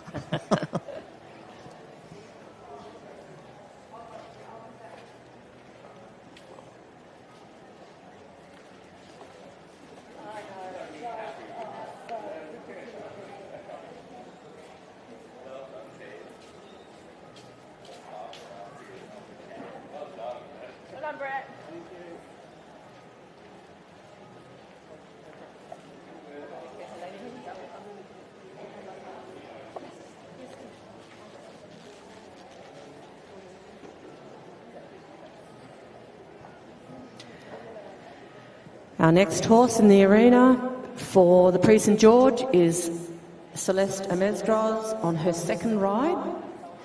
It's SF Austin, a gelding by Animal. It's owned by Armani Makaj. And we'll shortly have a score. We have a new leader. Well done, Brett Parbury, riding Velvet with a lovely score of 71.618%.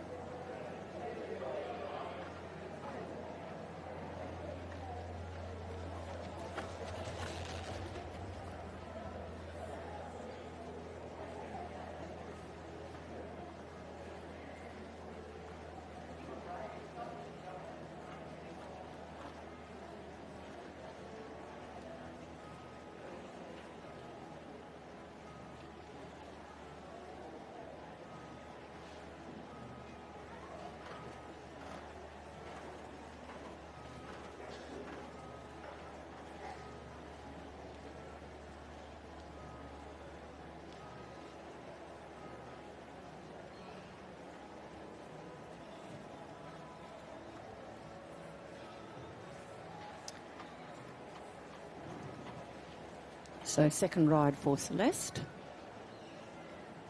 SF Austin. By a stand called Animal. And Animal, to my knowledge, was from New Zealand. Yes, and certainly sired many horses, but obviously we've seen quite a few of them in the past.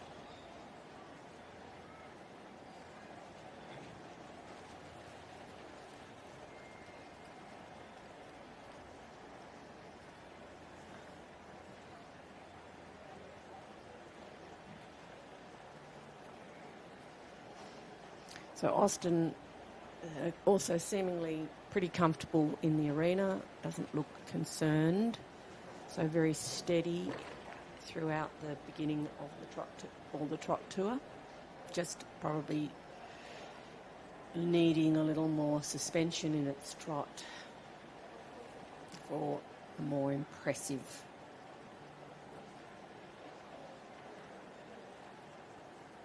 and fluent flow.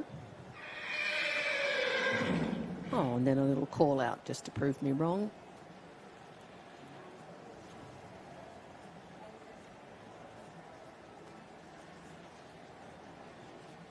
Still well focused again in these walk pirouettes.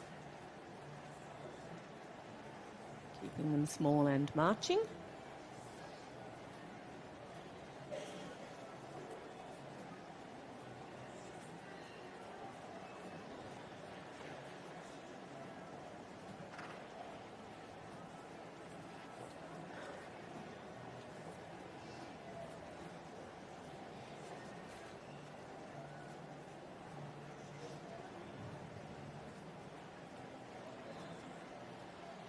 Looking very comfortable in the extended walk.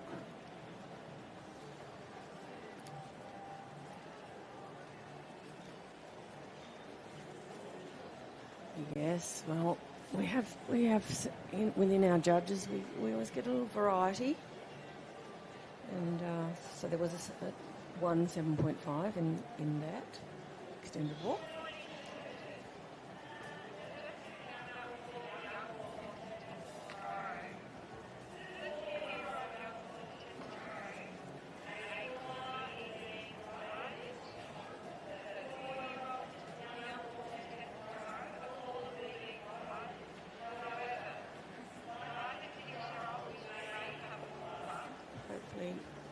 Just get its body working again here for the half pirouette. We've got that manure out just in time. And again, it's Austin is working its way through this test in a harmonious way. It's not struggling.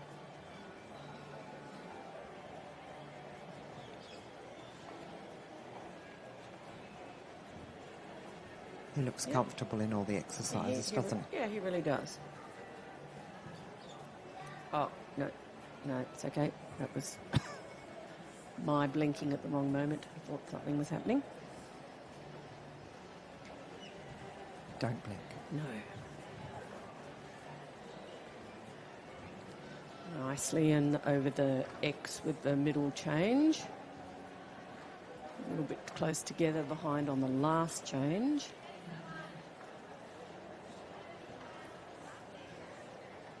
Keep the energy up.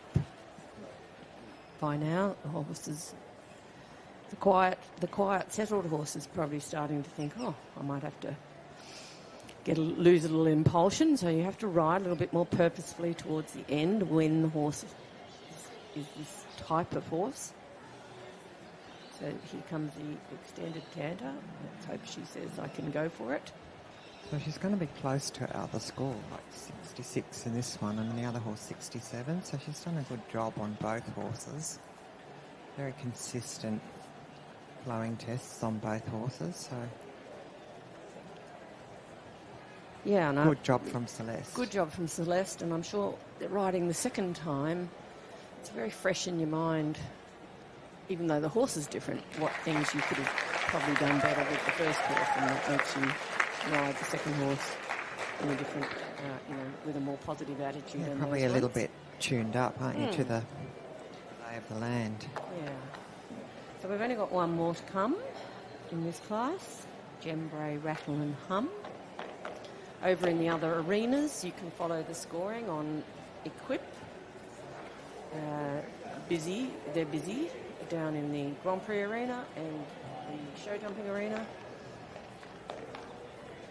Yes, it's been huge entries at this show for this weekend, and so there is a lot going on. A lot, if you want to go on and look at the scores and watch the other classes from all national classes in the other arenas. Some young horses starting tomorrow, I believe.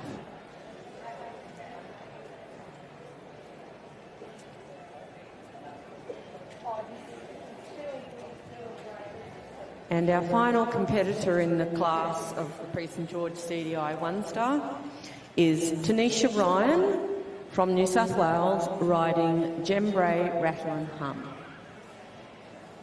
Rattle and Hum is gelding. He's by Riverside, and he is owned and by Tanisha, owned and very much trained by Tanisha. And we have a score for Celeste, Amezdroz and SF Austin of 66.225% and 5th place currently.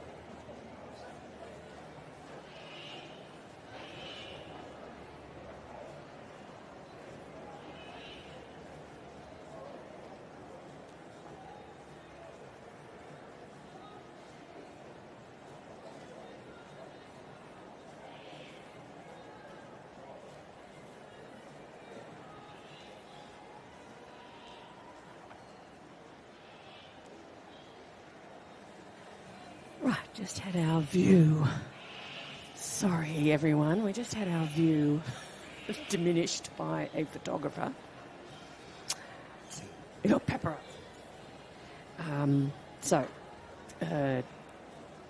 Tanisha on Rattle and Hum. Another elegant horse. Nice picture across the short side. Positive way of going. Positive way, and well balanced and flowing in this right shoulder in.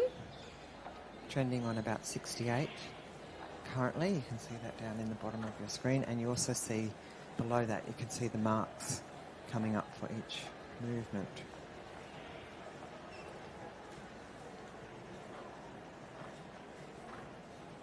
Yeah, so nice, well done beginning again, the trot tour, well done.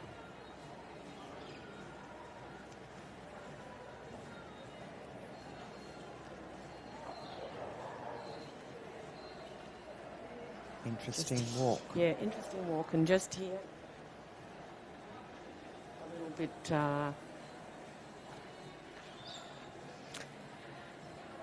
low in the pole, tight in the neck, and then if you watch the walk rhythm, it's changing.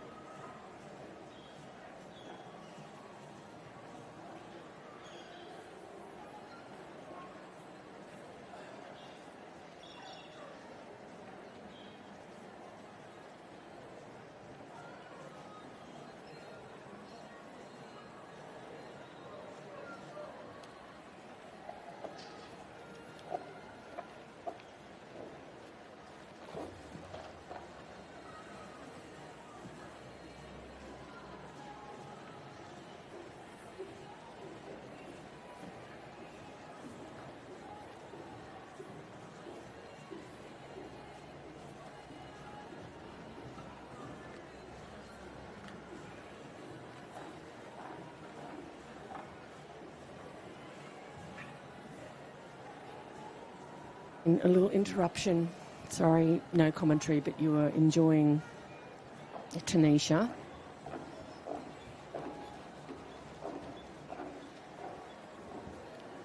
And that walk tour has probably been quite costly in bringing her mark down from that lovely beginning of 68. She's down to 64. She can crawl it back here in the canter, I feel sure.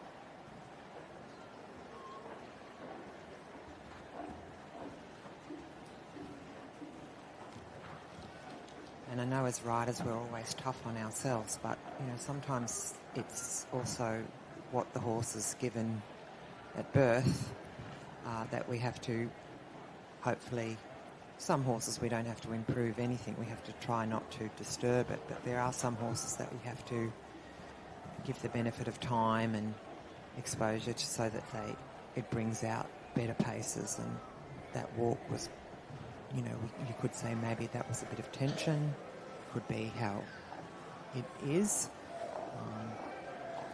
Overall it does affect the marks.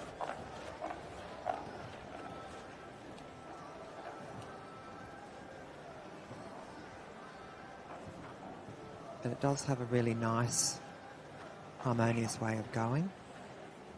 And Tanisha's doing a great job, trending on about 65%,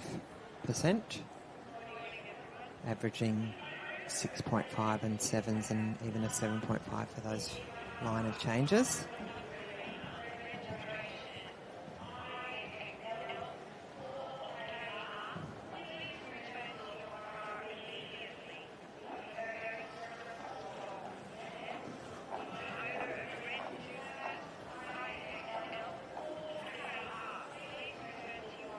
Just quarters a little bit to the right, coming down the centre line, but otherwise well balanced into the halt, and she has regained some of those marks.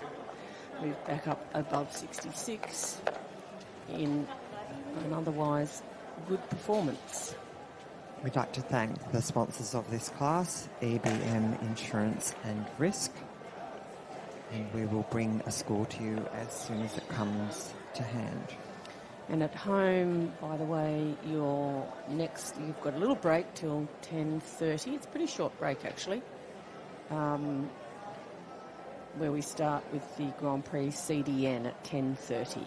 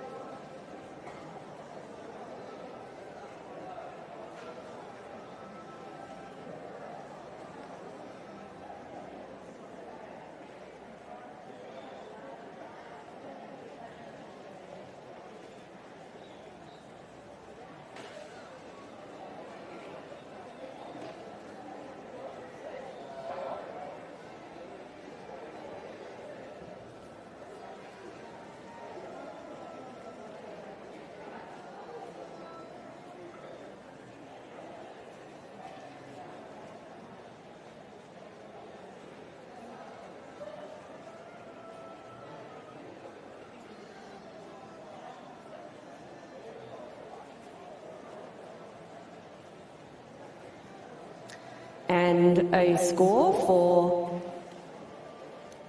Tanisha Ryan and Jembray Rattle and Hum of 66.520% and 5th place. So the end results for this class, the Prix St-Georges CDI 1-star, sponsored by EBM Insurance and Risk. In first place, Brett Parbury, riding Velvet, on 71.618%. In second place, Sally Rizzuto on Quarterland on 67.549%. Closely followed by Celeste Amezdroz on Sugarloaf Amnesty on 67.206. In fourth place, Justine Greer riding Bloomfield Sakuna on 66.755%. In fifth place, Tanisha Ryan on Jembray Rattle and Hum on 66.520%. And in sixth place, Celeste Amezdroz on SF Austin on 66.225%. Our next class is just a short period of time away in this arena, starting at 10:30. It will be the Grand Prix CDN, sponsored by Rockwell Information Services. So take your seats, get your coffee, and back we come at 10:30.